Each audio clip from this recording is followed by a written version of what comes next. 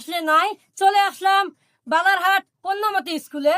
তো আমি আসলাম আমাদের এই যে এখানে যে একটা স্কুল, আমি এই জায়গায় আসলাম, এই জায়গায় আমি দেখতে আর কি যে স্কুলটা চলে কি চলে না। তো আমি দেখতে আসলাম যে স্কুলগুলো এখানে দেখেন মাটি মানে সিঁড়ি, মানে মাটির মানে সিঁড়ি, এখানে মানে মাটি দিয়ে মানে এখানে পোত করা হয়েছে। তা অর্ধেক সিঁড়ি ওই জায়গায় ভাঙা। তা এই স্কুলের কোনো উন্নত নেই। এখানের কমিটি যাই হোক, কিন্তু তারা তো একটু ব্যবস্থা নেওয়া উচিত যে এই স্কুলে আমরা উন্নয়ন করব।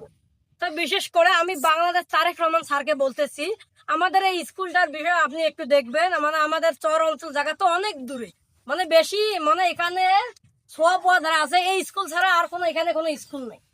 তো মানুষ এই স্কুলটা যদি না চলে, মানে এখানে ছোঁয়া পোয়া গুলো পড়া পড়বে কোথায়?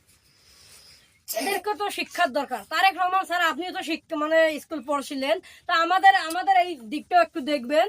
মানে আমাদের মানে এই চর অঞ্চল জায়গাটা, মানে কন্যামতি চর অঞ্চল জায়গাটা নারায়ণপুর ইউনিয়ন, আমাদের এখানে মানে একটা মানে স্কুল থাকে কিন্তু বেশিরভাগ ঠিক মতো ক্লাস হয়, ক্লাস হয় না। হেড স্যার হয়তো স্কুলে হেড স্যার বেশিরভাগ আসে না। তাই স্কুলে এরকম চলতে থাকে, মানে সব পড়া ক্লাস করবে, মানে সব পড়া ক্লাস করবে কোথায়?